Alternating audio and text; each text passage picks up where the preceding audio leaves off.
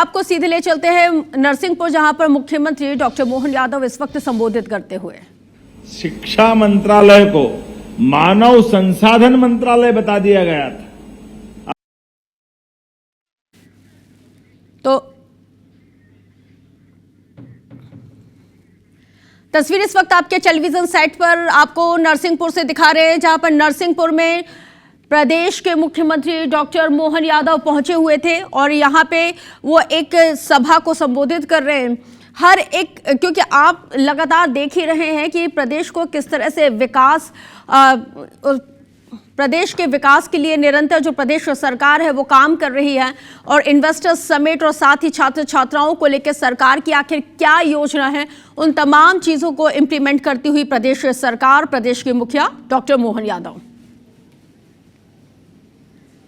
तमाम प्रकार के हथियारों का, धन की, दौलत की, शोहरत की और अच्छे काम के मोहरत की कभी भारत में और मध्य प्रदेश में कमी नहीं रही।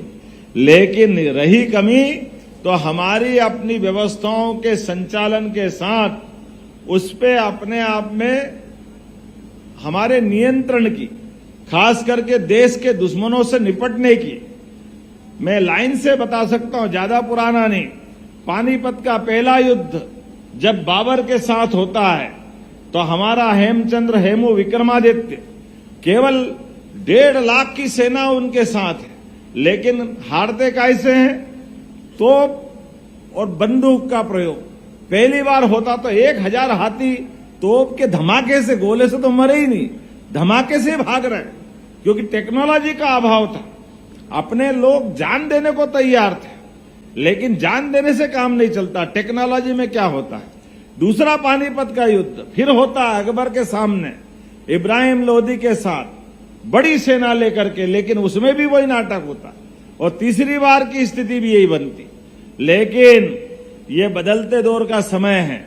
अभी मैंने एक पानीपत, दूसरा पानीपत और तीसरा पानीपत बताया, और पानीपत का रिकॉर्ड है कि तीनों रिकॉर्ड में भारत के लोगों को बड़ी संख्या थी, बड़े पैमाने पे अपने व्यवस्था के आधार पे लोग मौजूद थे। लेकिन आपको जानकारी के लिए बता दूं कि धन की कमी भारत में कभी नहीं रही, इसलिए इसको तो सदैव सोने की चिड़िया कहा जाता है।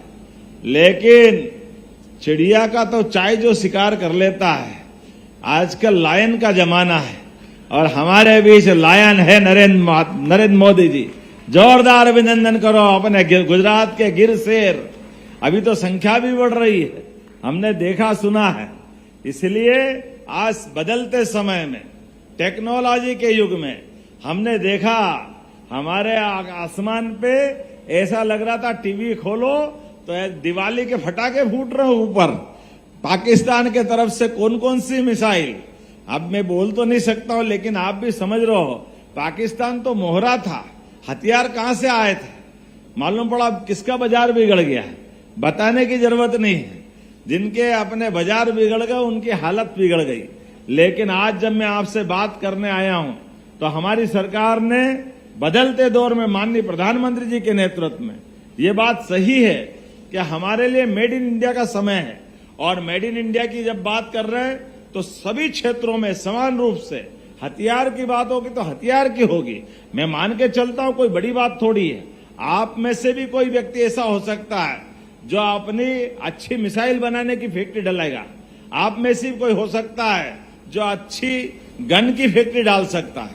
लेकिन आज तो किसानों की बात है, और किसानों के लिए नरसिंहपुर नहीं, हमारे पूरे प्रदेश के अंदर ऐसे 4 मेले लग रहे हैं, जिसके आधार पर हमारे सभी निवेशकों को आगे बढ़ाते हुए, और केवल निवेशक नहीं, आप सबके माध्यम से तो हमने कल्पना की है कि हमारे यहाँ एग्रीकल्चर ग्रोथ रेट बहुत जबरदस्त है। कभी अंदाज लगा लो कि 2002-03 तक 7 लाख हेक्टेयर की सिंचाई होती थी हमारे यहाँ पर, और 1956 में बना मध्य प्रदेश। 2002-03 तक एग्रीकल्चर ग्रोथ रेट इसकी कितनी थी? 0.007। अब आप बताओ, जिसकी 1% नहीं थी। मुझे इस बात की प्रसन्नता है, आज हम 12% से भी तेज गति से जा रहे हैं। ये मध्य प्रदेश है बदलते दौर का, केवल इच्छा शक्ति के बलबूते पर। और उसी प्रकार से जब हमारी एग्रीकल्चर ग्रोथ रेट बहुत अच्छी है, तो आपके माध्यम से भी हमने कहा कि हमारे किसानों की जिंदगी बढ़िया करने के लिए माइनिंग का बहुत अच्छा काम होगा, रेडीमेड्स का बहुत अच्छा काम है बाकी जगह, लेकिन हमारी खेती आधारित उद्योग अब कितना अच्छा लगता है। एथेनॉल बनाने के लिए गन्ना भी याद आता है और राइस भी याद आता है। और हमारी कई सारी ऐसी फसल जो पानी लग गया, कई कारण से खराब हो गई, चाहे गेहूं हो या कोई और फसल हो, एथेनॉल के माध्यम से हम अपनी उस ऊर्जा का उपयोग करते हैं, व्यापार का उपयोग करते हैं। बदलते दौर में आज जब मैं आपसे यहाँ इंडस्ट्री की बात कर रहा हूं, तो मैं आंकड़े देख रहा था। जीआईएस के माध्यम से जैसे हमने 30 लाख करोड़ से ज्यादा का निवेश प्राप्त किया था, और इसमें 23 लाख से ज्यादा लोगों को रोजगार की बात थी। और आज केवल मई के अभी आज 26 मई है, और हमारा फरवरी में इन्वेस्टमेंट सबमिट हुआ था। लेकिन अभी मैं केवल 5 नाम बताऊंगा। हमने एक के बाद एक जितने भी वहां आशय पत्र दिए थे, और जिसके आधार पर हमने कहा था कमिटमेंट हमारा है, तो आज राज्य में 1744 एकड़ जमीन अर्थात 1744, जोरदार अभिनंदन करो 46 औद्योगिक इकाइयों को ये लैंड आवंटन हमने कर दिया। केवल कार्यक्रम करने के लिए कार्यक्रम नहीं कर रहे, उसमें ठोस रिजल्ट आना चाहिए। उसी प्रकार से जिसमें 24,500 करोड़ का निवेश और 35,000 से ज्यादा लोगों को रोजगार मिलेगा। मैं कुछ नाम बताना चाहूंगा। जीआईएस के बाद मैसेर्स पतंजलि ग्रुप रीवा, बाबा रामदेव की अपनी कंपनी, जोरदार अभिनंदन करो। आजकल हमारे लिए बाबा रामदेव का भी नया रूप मेड इन इंडिया के लिए हमारे लिए लगभग 433 एकड़ जमीन उनको रीवा में दी है। मैसर्स अल्ट्राटेक सीमेंट सीधी के लिए 264 एकड़ जमीन उनको भी आवंटित कर दी है। आप ताली वाली बजाते रहो तो मैं बताता रहूंगा। अब हमारे यहां रेल पूरी रेक, मेट्रो का, वंदे भारत का, रेल के सभी कोच बनाने की फैक्ट्री अब भोपाल में लग रही है, और इतनी तेजी गति से लग रही है कि लगभग हमने उनको जमीन भी आवंटित कर दी। 2000 करोड़ की लागत से अपने यहाँ ही रायसेन के मतलब भोपाल में ही बड़ी एक फैक्ट्री लग रही है। जोरदार अभिनंदन करें जिनके लिए 168 एकड़ जमीन हमको दी। मैसर्स गौतम सालार मालनपुर में 55 एकड़, Messrs ग्लेस्को Smith Asia private limited Pithampur, इनको भी 40 एकड़ जमीन। और जब मैं यहां आपसे बात कर रहा हूं तो आज यहां भूमि पूजन लोकार्पण में एक ही स्लाइड चली थी, एक ही स्लाइड चली है, लेकिन अलग अलग आंकड़ा दूंगा। तो यहां नरसिंहपुर के अंदर जब लोकार्पण की बात कर रहे हैं तो 14 इकाई के माध्यम से और लगभग 153.38 करोड़ के 104 लोगों को 1004 लोगों को रोजगार मिलेगा। लोकार्पण हुए, जोरदार अभिनंदन करें अपने प्रदेश के लिए यहां पर। और भूमि पूजन 16 इकाइयों का हुआ, जिसमें 474.46 मतलब 450 ही हो गया, समझो 46 का क्या अर्थ है। तो मैं मान के चलता हूं 450 करोड़ के भूमि पूजन 16 इकाइयों के, इसमें भी कई सौ लोगों को रोजगार मिलेगा। और आशय पत्र के आधार पर 15 आशय पत्र दिए, जिसमें 2381.96 करोड़, इसका मतलब ये तो फिर ये भी 82 हो गया ना, 2382 करोड़ के, इसमें भी लगभग 2651 लोगों को रोजगार मिलेगा। अर्थात यहां कुल मिलाकर के जोड़ के बताऊं तो 4376 करोड़ के हमारे निवेश का व्यापार हुआ। जोरदार अभिनंदन करें अपने नरसिंहपुर जैसी जगह पर 4376.30 और रोजगार मिलेगा 6164, कुल 53 इकाइयों का। यह अपने आप में बड़ी बात है। और इसी के साथ साथ जब मैं कुछ और बात कर रहा हूं, पर मुझे मालूम है कि हमारे बीच गन्ना बीच में खड़ा है और मीठा मीठा लग रहा है, तो गन्ने का भी टेस्ट आना चाहिए। आना चाहिए कि नहीं आना चाहिए? किस किस को आएगा ताली बजा के बताओ जिनने। तो गन्ने के लिए भी, क्योंकि यहां गन्ने को कोई परेशानी नहीं है, गन्ने का मुझे आपने आंकड़ा बताया था गन्ने के लिए और मक्का के लिए एक जैसी बात नहीं कर सकते। आपको ध्यान में है कि नहीं है? गेंडे का एक सींग वाला गेंडा बहुत अच्छा रहता है, लेकिन हर गेंडा एक सींग वाला नहीं होता, 2 सींग वाले भी रहते हैं। तो गन्ना पूरे साल की एक फसल है, लेकिन मक्का एक फसल नहीं है भाई साहब, मक्का 2 फसल है, एक खरीफ की एक रबी की। अभी आप कौन सी फसल बता रहा हूं मुझे मालूम नहीं, लेकिन मैं आपका अभिनंदन कर देता हूं। कोई बात नहीं, आपने अपनी बात पहुंचाई है। अब व्यापारी वो जो अपनी मार्केटिंग अच्छी करे, बाकी तुम सुनो तो सुनो, नहीं तो मत सुनो, कोई फर्क नहीं पड़ता यार। हम तो हमारी बात कर रहे हैं। वकालत में वकील खड़ा है तो भले ही वो आदमी जैसा भी है, जो भी है, वकील तो उसके पक्ष की बात करेगा। अब जज जाने जज का काम, अपन को क्या करना उस। हमारा तो आदमी भले 4 मर्डर करके आ जाए और वकील से कह दो तो बोले इससे ज्यादा निर्दोष तो कोई हो ही नहीं सकता, ये तो था ही नहीं। अब आदमी सोचे कि वो अपने आप मर गया क्या भाई जिसके लिए बात आ रही है। कई बार अटपटा भी लगता है किसी का ऐसे मर्डर में जब नाम आता और निर्दोष बरी कर दिए जाते हैं। पर वो चलो अभी कानून व्यवस्था की बात है, कहां चक्कर में पड़े, अपना अपने काम की बात करें। अरे मेरे को मालूम है तुम्हारे पेपर भी है, तो मेरे पास भी रेपर है, मैं दूसरा पलट के देख लूंगा। मैं आज आपके गन्ना उद्योग के लिए, हमारे लिए स्प्रिंकलर की आपने बात कही है और इसका लक्ष्य बढ़ाने की बात कही। मैं यहीं से घोषणा करता हूं कि गन्ना उत्पादकों को स्प्रिंकलर के लक्ष्य बढ़ा करके कम पानी के लिए प्रेरित करेगी हमारी सरकार। ताली बजे तो ढंग से बजे भाई, हम पता ही नहीं चल रहा। इसी प्रकार से गन्ना खेती में जो मशीनें लगती है उन सभी को भी लक्ष्य से बढ़ाकर दिलाने की बात कर रहा हूं। हमने तो ये प्रदर्शनी इसीलिए लगाई है कि ये सारी प्रकार की प्रदर्शनी खेती किसानी को बढ़ावा देने के लिए, हमारे आज महामहिम माननीय उपराष्ट्रपति जी ने जो शुभारंभ किया है, माननीय महामहिम राज्यपाल जी ने जो आशीर्वाद दिया है, हमने सबने मिलकर के संकल्प लिया है कि ये हमारा लगातार एक के बाद एक 4 अलग अलग क्षेत्रों में इसी प्रकार की प्रदर्शनी लगाते हुए खेती किसानी में हमारे सभी किसानों की आय बढ़ना चाहिए। और खेती किसानी में किसान की आय बढ़ेगी कब? जब उनको ठीक से उत्पादन की कीमत आपके माध्यम से मिलेगी। आपकी प्रसंस्करण इकाई, फूड प्रोसेसिंग इकाई में उनकी फसल आपके पास आ जाएगी। आप ठीक से उत्पादन करके निकाल के आराम से आगे बढ़ाएंगे तो न केवल आपकी आमदनी होगी बल्कि बेरोजगारों को रोजगार भी मिलेगा।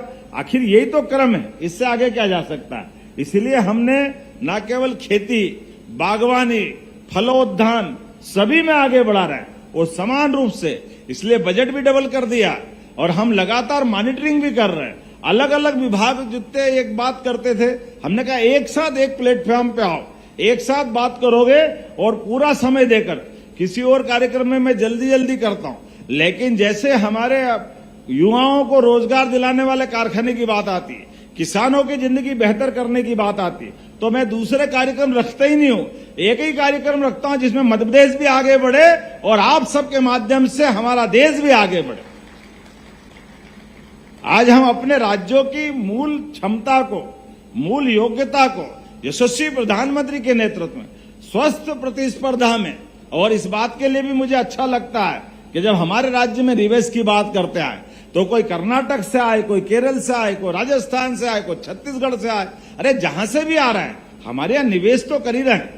निवेशकों का स्वागत होना ही चाहिए। इसलिए आपकी कठिनाई को दूर करने के लिए भी हमारी सरकार एक के बाद एक काम कर रही है। उद्योगपति का कोई उद्योगपति होना यह हमारे लिए सौभाग्य की बात है। आदमी के पास अगर धन है, उस धन के माध्यम से वो अपने उद्यमशीलता के बलबूते पर कई लोगों को रोजगार देकर के, कई लोगों के घर में खाने के लिए, उनके अपने जीवन बदलने के लिए वे उपक्रम करता है। ऐसे में उसकी मदद करना ये वास्तव में मानवीय कार्य है। ये हमारे राज्य की विकास के लिए भी जरूरी है और इस समाज के लिए भी जरूरी है, संसार के लिए भी जरूरी है। अपने कहता ना, किसी ने गाना लिखा है, अपने लिए जिए तो क्या जिए, तू जी ये दिल जमाने के लिए। मेरी अपनी ओर से आपका बहुत बहुत अभिनंदन, बहुत बहुत धन्यवाद।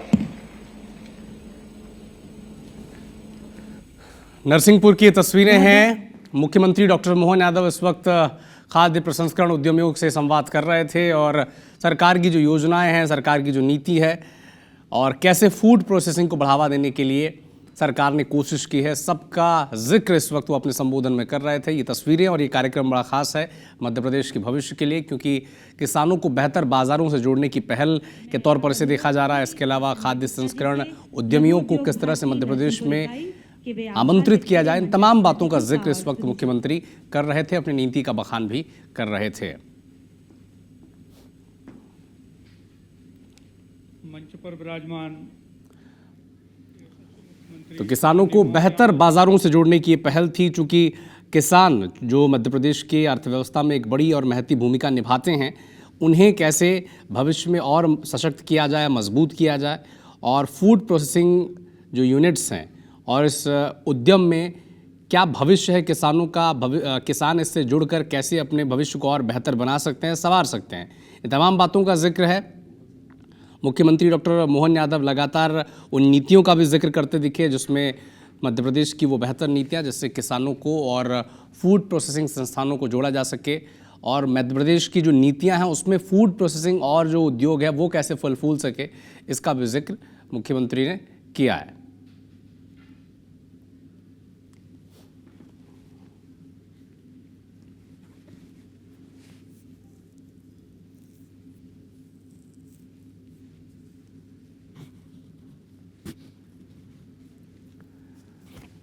नरसिंहपुर की ये तस्वीरें हैं। ये तस्वीर, ये कार्यक्रम, ये संबोधन बड़ा महत्वपूर्ण मध्य प्रदेश के किसानों के लिए और मध्य प्रदेश के फूड प्रोसेसिंग उद्यमियों के लिए, क्योंकि किस तरह से मध्य प्रदेश में फूड प्रोसेसिंग को लेकर, खाद्य प्रसंस्करण को लेकर मध्य प्रदेश सरकार की नीति है, ये बड़ा खास है। संबोधन आप सर्वप्रथम मैं अपने हृदय से धन्यवाद देना चाहूंगा हमारे यशस्वी मुख्यमंत्री माननीय डॉक्टर मोहन यादव जी का, जिनके नेतृत्व में मध्य प्रदेश निरंतर प्रगति की ओर अग्रसर है।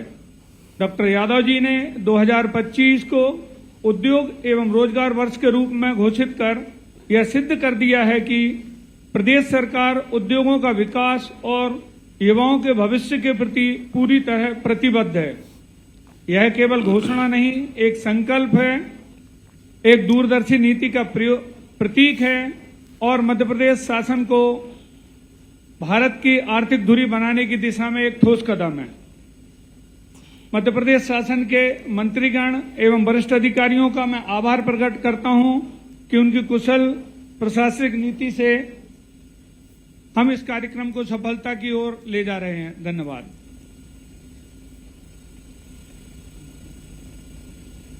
बहुत बहुत धन्यवाद। मैं चाहूंगी एक बार आप पुनः करतल ध्वनियों से अभिनंदन करें मध्य प्रदेश के माननीय मुख्यमंत्री डॉक्टर मोहन यादव जी का। धरती बोली आज गर्वित हूं मैं, जब खेतों की उपज बनेगी उद्योगों का रथ, कृषक होंगे संपन्न और युवाओं के लिए रोजगार का प्रदर्शित होगा पथ।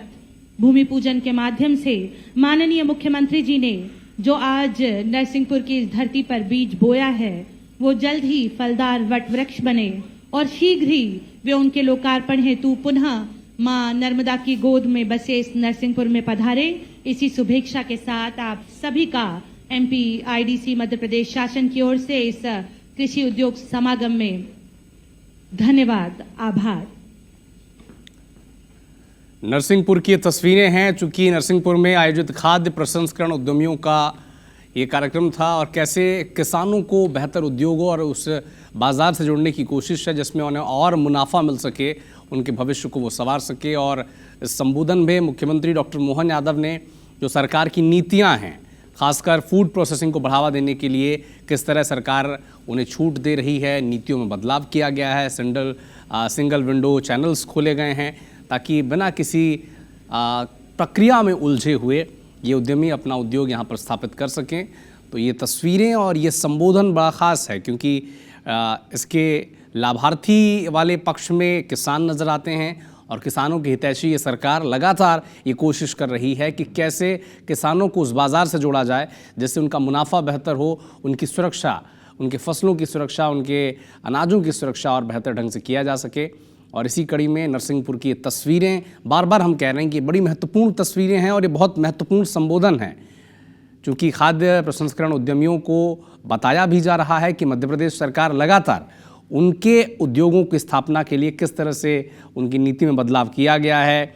सिंगल विंडो चैनल्स किए गए हैं ताकि बिना प्रक्रिया की उलझन से बचे वो आकर अपना उद्योग स्थापित कर सकें और मुनाफा भी कमाएं, जिससे किसानों को भी बेहतर लाभ मिले, निकटतम बाजार स्थापित हो पाए किसानों के लिए और उनकी फसल की सुरक्षा भी हो सके। तो एक समावेशी प्रयास है मुख्यमंत्री डॉक्टर मोहन यादव का और इसी कड़ी में नरसिंहपुर में एक समागम का आयोजन किया गया खाद्य संस्करण उद्यमियों का, जहां पर कई खाद्य प्रसंस्करण जो संस्थापक हैं, मालिक हैं, वो वहाँ पर मौजूद रहे, उद्यमी मौजूद रहे और पूरी जो कोशिश है सरकार की कि कैसे जो प्लेटफॉर्म उन्हें मिले और ये बताया जाए कि कैसे मध्य प्रदेश की नीति एक समावेशी नीति है जिसके तहत वो आकर मध्य प्रदेश में अपना व्यापार, अपना उद्यम स्थापित कर सकते हैं।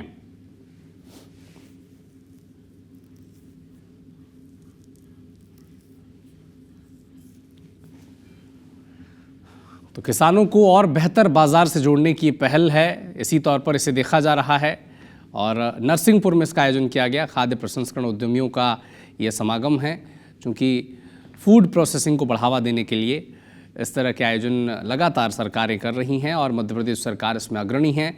वो चाहती है कि मध्य प्रदेश में एक इस तरह का वर्क कल्चर या यूँ कहे एक इन्वायरमेंट तैयार हो जिसमें लोगों को ये लगे कि मध्य प्रदेश की जो औद्योगिक नीति है और खासकर उद्यमों को स्थापित करने के लिए वो इतनी फ्रेंडली है। लगातार मुख्यमंत्री डॉक्टर मोहन यादव और मोहन कैबिनेट इस विषय पर लगातार बातचीत करती रही है कि कैसे सिंगल विंडो चैनल एस्टैब्लिश किया जाए ताकि किसी भी उद्योगपति को, किसी भी उद्यमी को यहाँ पर अपना व्यापार स्थापित करने में दस्तावेज़ों की जो प्रक्रिया है या प्रक्रियाओं की जो उलझन होती है उससे उसे निजात मिले और बहुत आसानी से वो अपना उद्यम स्थापित कर सके, जिससे यहाँ के लोगों को रोज़गार मिले। अगर फूड प्रोसेसिंग इंडस्ट्री यहाँ पर डेवलप होती है तो किसानों को इसका लाभ मिलेगा।